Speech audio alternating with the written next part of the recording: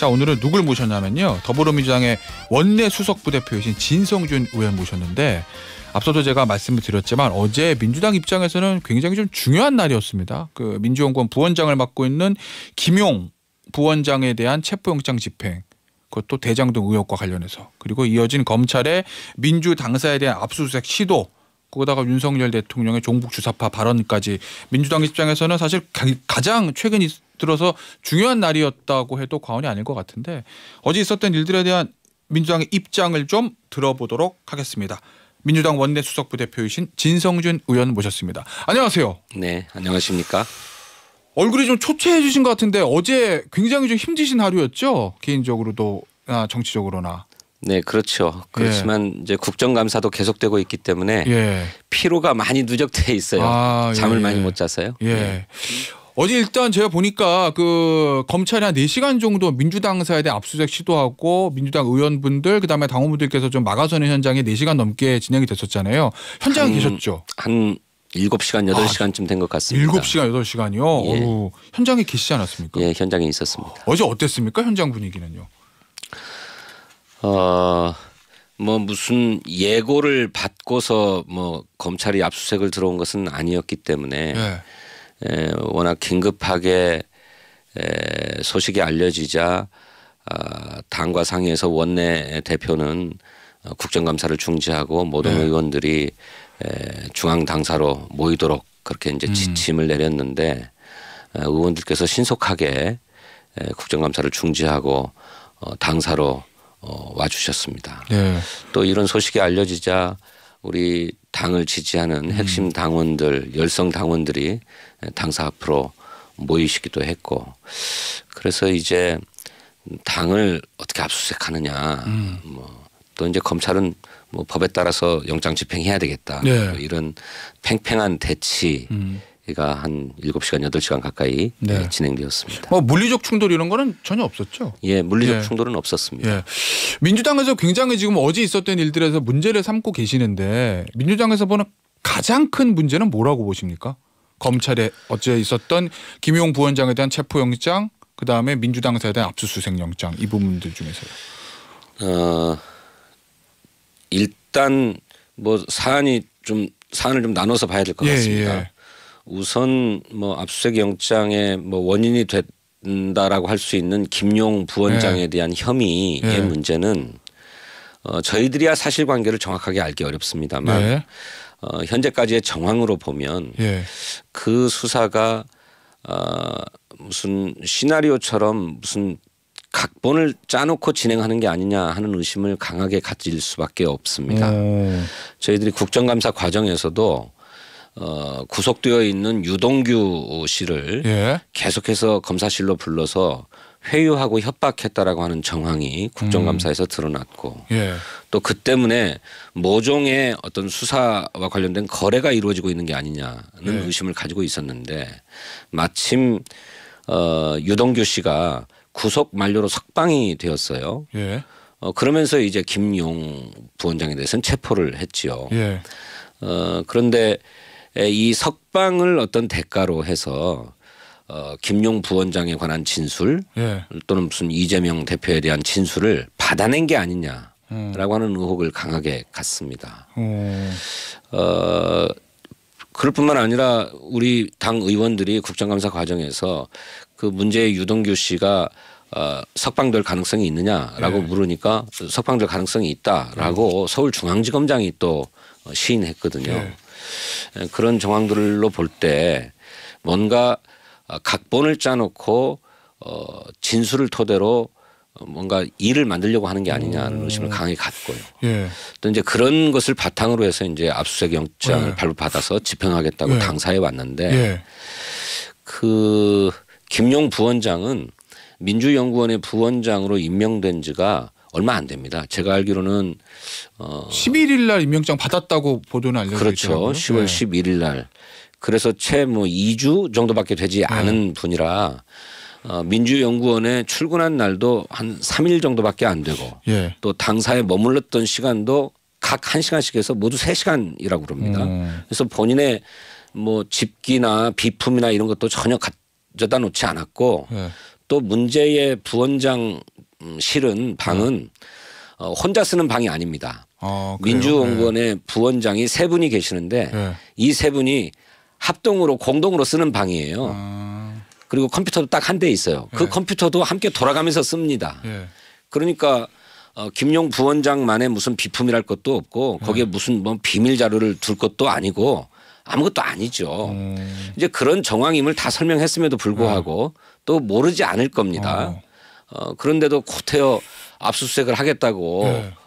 왔으니 이건 민주당에 대한 흠집내기, 욕보이기 식의 네. 어떤 정치 쇼다 네. 이렇게 생각했던 거죠. 그 의원님 근데 뭐 이런 거잖아요. 어제 언론 보도를 종합을 해보면 저 김용 부원장에 대한 체포영장에 이제 범죄 사실이 피의 사실이 굉장히 좀 자세하게 적혀 있고 돈 액수라든지 전달 시점 그리고 전달 경로까지도 뭐 남욱 변호사, 정민영 변호사, 그다음에 유동규 전 본부장, 그다음에 죄송합니다. 김용 부원장까지 이렇게 이제 적시가 돼 있는데 굉장히 구체적이고 그거에 대해서 법원이 체포영장을 내줬다는 건데 그러면 의원님 보시기에는 석방을 대가로 유동규 전 본부장이 혹시 뭐 허위 진술했다고 보시는 건가요? 아니면 그건 아니지만 진술을 받아내는 과정이 깔끔하지 못하다 뭐 이런 입장이신 건가요? 정확한 사실관계야 제가 어찌 알겠습니까? 뭐 그렇죠. 뭐 저희도 모르죠. 모르는 것인데 그거 외에는 다른 증거가 없다고 합니다. 진술 말고는요? 네. 네. 우선 김용 부원장은 그런 사실이 없다고 명확하게 부인했고요. 어제 그랬죠. 네. 그런데 그 문제의 유동규의 진술로 뭐 여러 사람을 거쳐서 저도 다 기억이 안 납니다만 남욱, 정민용, 유동규, 김용 이렇게 돼 있습니다. 뭐 그렇게 해서 쭉 순차적으로 넘겨받았다는 거잖아요. 예. 그런데 그 과정에서 처음 받았다는 그 마련했다는 돈이 그대로 다 뭐 김용한테 흘러왔다는 것인지 아니면 처음 돈은 얼마인데 중간중간에 어째서 얼마가 최종적으로 들어왔다는 것인지 뭐 이런 것들도 밝혀져 있지 않아요. 그리고 또 뭐 8억인지 5억인지 하는 이 큰 돈의 시점도 언제부터 언제까지 라고만 되어 있지 몇 차례에 걸쳐서 어떻게 뭐 이런 것도 안 돼 있더라고요. 그래서 구체적이지 않다. 매우 추상적이다. 아마 검찰의 수사 패턴상 어제 이제 체포영장 집행했으니까 내일 만료 기간에 내일 오후 전에는 아마 구속영장을 청구할 거고 그러면 아마 다음 주말 지나고 다음 주 초에는 구속 여부가 결정이 될 것 같은데 이 만약입니다. 만약에 김용 부원장에 대한 구속영장이 발부가 되면 법원이 그 범죄 사실에서 어느 정도 소명이 됐다고 보는 거 아니겠습니까? 그때는 어떨까요? 민주당의 입장이. 네, 글쎄 지금은 저희로서는 김용 부원장을 신뢰할 수밖에 없고 그렇죠. 그거는. 본인의 뭐 결백하다라고 하는 얘기를 믿을 수밖에 없는 상황인데 영장이 발부된다면 영장이 발부될 만한 어떤 사유가 있으니까 그랬을 거고 통상적으로는 범죄 혐의가 소명된다라고 하는 이유로 영장이 발부되는 것 아니겠습니까? 그래서 추가적인 수사가 필요하다라고 하는 걸 법원이 인정하는 것이니까 그건 그것대로 진실을 밝히기 위한 노력은 해야 된다고 생각합니다. 그런데 저희들이 지금 민주당에 대한 압수수색을 거부한 것은 무슨 김용 부원장을 엄호하려고 또 비호하려고 한 게 아닙니다. 그런 게 아니고 김용 부원장의 사무실이라고 하는 것이 아까 말씀드린 대로 뭐 3인이 공동으로 사용하는 사무실이고 또 임명된 지 얼마 안 돼서 본인의 비품이라는 게 하나도 없다라고 하는 것이기 때문에 이걸 모를 리 없는 검찰이 구태여 압수수색을 하겠다고 하니 그렇다면 이미 제출 형식으로 검찰이 확보하고자 하는 자료를 봐서 제출하겠다라고 했거든요. 이미 제출 얘기를 하셨어요? 네네. 그랬는데 그 이미 제출도 거부하고 법 집행을 하겠다고만 드니 이것은 민주당에 대한 침탈이다라고 저희들은 생각하는 것이죠. 그런 것은 있을 수 없기 때문에 저희들이 압수수색에 협조할 수 없다라고 하는 점을 얘기한 것이지 김용 부원장의 무슨 혐의를 범죄 혐의를 뭐 두둔하려거나 감싸려거나 이런 의도가 있는 것은 아닙니다. 알겠습니다. 전혀 민주당 입장에서는 굉장히 좀 곤혹스러운 상황일 것 같긴 한데 뭐 이분 말에 대해서 동의하시는 분들도 있고 동의하지 않는 분들 계시겠지만 이재명 대표에 대한 사법 리스크라는 용어가 언론에서 회자된 지 꽤 오래되지 않았습니까? 만약에 누가 봐도 이재명 대표 스스로도 측근이라고 얘기했던 김용 부원장이 이 영장에 기재된 혐의가 어느 정도 인정이 돼서 구속이 되면 그게 뭐 대선 자금, 경선 자금 얘기를 하니까 그러면 이재명 대표에 대한 사법 리스크가 수면 위로 떠올라서 이제 현실화돼 가는 건데 그때 민주당은 어떤 대책을 가지고 있을까요? 글쎄요. 우선 예. 이제 변호사시니까 더 잘 아시겠지만 구속영장이 청구되고 또 발부되었다고 해서 그것이 곧 범죄 혐의가 확정되는 것은 아니지 않습니까? 그렇죠. 예. 그걸 강력하게 의심한다는 정도의 소명이라는 거죠. 불과한 거잖아요. 그러니까 그것이 유무죄를 뭐 판별하는 결정적인 증거가 될 수 없다는 거고요. 두 번째로는 저는 그런 혐의를 검찰이 두고 있다고는 생각을 하는데 이재명 대표의 뭐 최측근이라고 하는 사람이 뭐 불법한 돈을 받았다고 하면 그게 곧 이재명 후보의 불법을 의미하는가? 아, 그 바로 경선 작업에 연결되는 것은 아니다. 뭐 이런 취지. 그건 아니질 않습니까? 그 김용 만약에 돈을 받았다고 하더라도 김용 부원장의 개인 비리일 수도 있다. 뭐 이런 취지. 뭐 그럴 수도 있는 거니까요. 용처는. 뭐 그거야 누구 뭐 할 수 없으니까 용처를 이제 확인해 봐야 하는 문제니까. 그래서 함부로 이재명 대표의 사법 리스크 뭐 이렇게 운운할 문제는 전혀 아니라고 생각하고요. 그렇지 않아도 이재명 대표가 지금 수사받고 있는 사안이 비단 이 문제만이 아니질 않습니까? 뭐 선거법 위반은 이미 재판이 시작되었고 성남 FC도 뭐 여러 가지 문제가 있는데 이런 일을 이재명 대표는 성남시장 시절부터 수년간 계속적으로 수사를 받아왔다는 거예요. 이 수년 동안 수사를 받으면서도 당신은 건재했다. 그때 만약에 뭐가 하나 잘못이 있었다고 한다면 진즉 이재명은 오늘이 없다라고 하는 입장이거든요. 그런 입장을 이재명 대표가 그동안 많이 피력은 하셨는데 어제 혹시 만나보셨습니까? 이재명 대표? 이재명 대표 뵈었습니다. 아, 뭘 하시던가요? 이 수사에 대해서. 특별한 말씀은 없었는데 말씀드렸던 것처럼 이런 일을 뭐 여러 가지 사안으로 수년 동안 계속 시달려왔기 때문에 결백하다라고 하는 점에는 뭐 다른 입장이 있을 수 없고 또 이런 공격이나 검찰의 수사나 이런 것을 생각보다 덤덤하게 받아들이시는 것 같더라고요.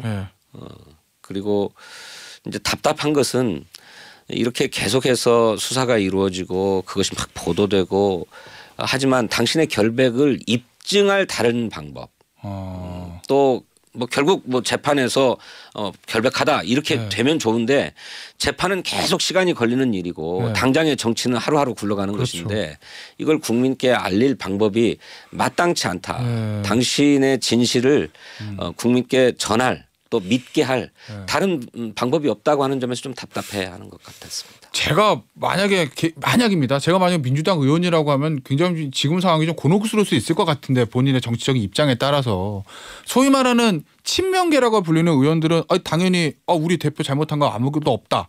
당이 결사 방어해야 된다. 뭐 이런 입장이시지만 소위 말해서 비명계라고 불리는 의원들은 아니 언제까지 당대표 이 개인 문제에 대해서 우리가 끌려다닐 거야. 이거 어떻게 해야 돼? 당이랑 대표를 분리해야 되는 거 아니야? 라는 이야기들도 한다고 언론에 보도가 돼 있는데 맞습니까? 그렇지 않습니다. 그렇지 않고요. 예. 이재명 대표에 관한 이런 문제들이 뭐 지난 대선 시기부터 또는 그 이전서부터 계속되어 왔던 문제지만 사실은 경선 때 나온 얘기니까요. 이 대장동 문제가.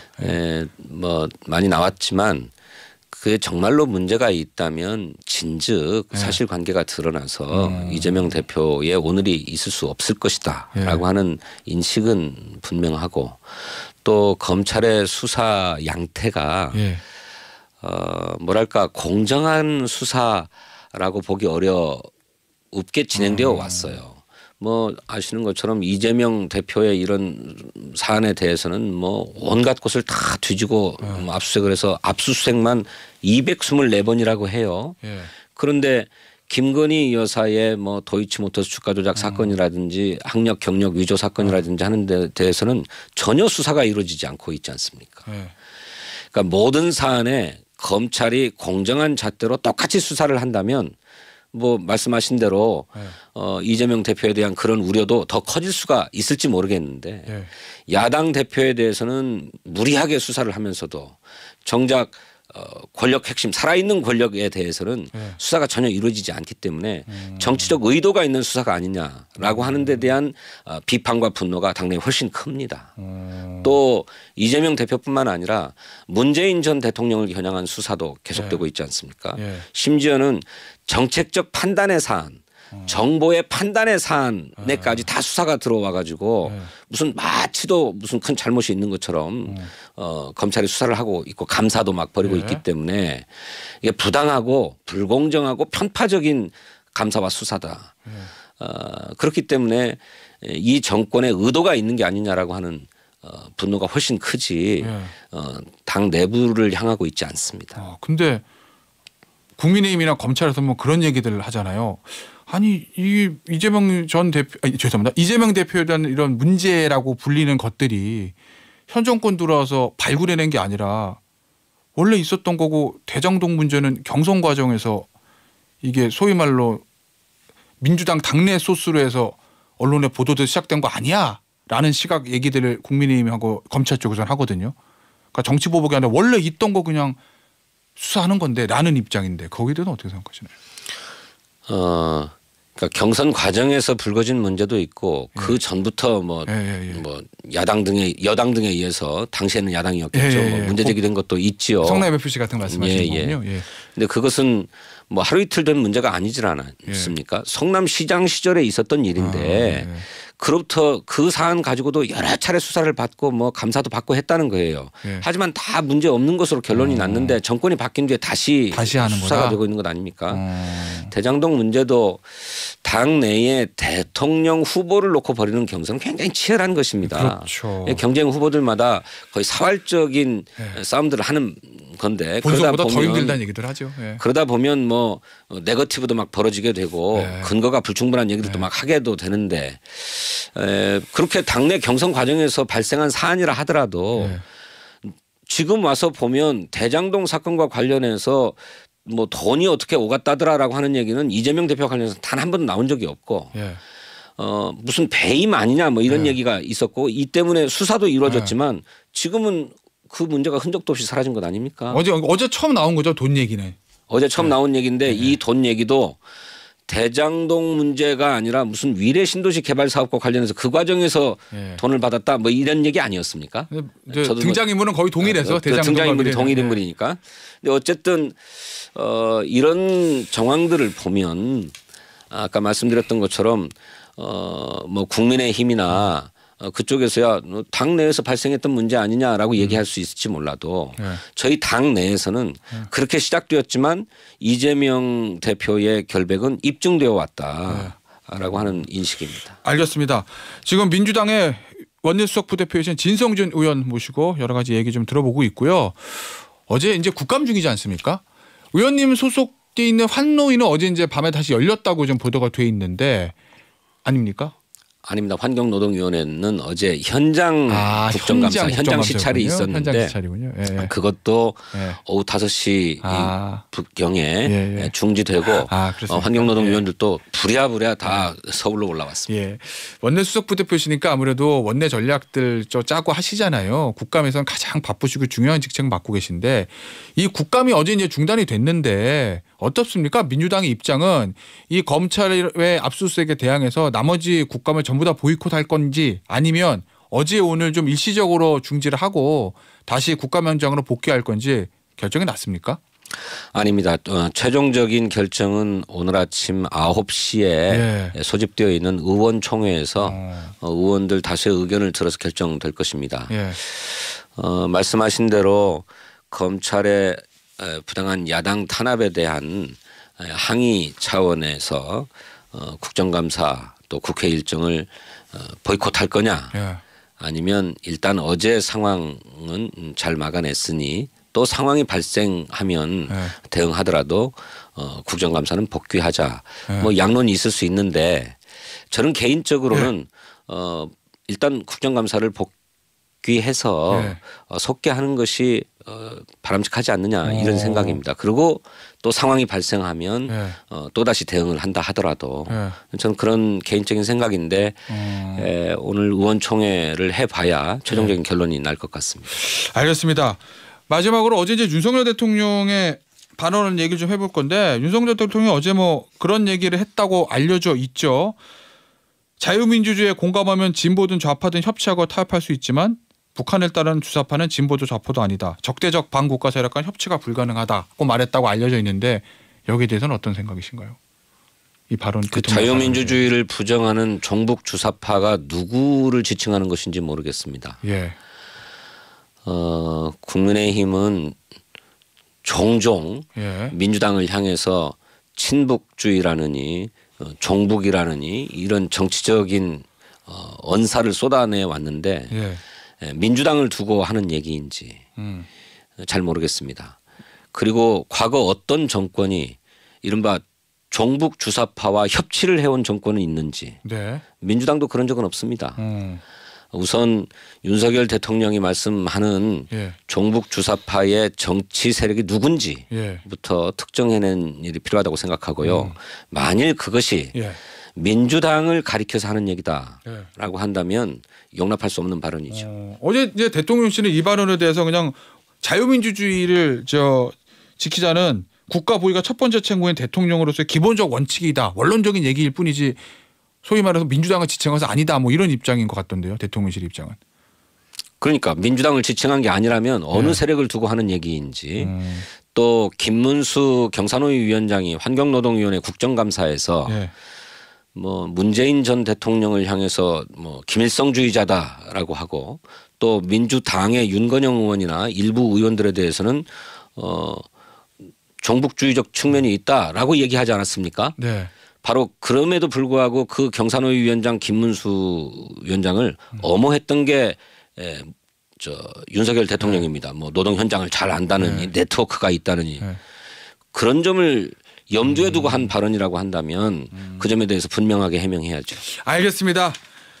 지금까지 민주당의 원내수석 부대표이신 진성준 의원 모시고 어제 민주당에 있었던 얘기들 좀 짚어봤습니다. 의원님 오늘 나와주셔서 감사합니다. 네, 감사합니다.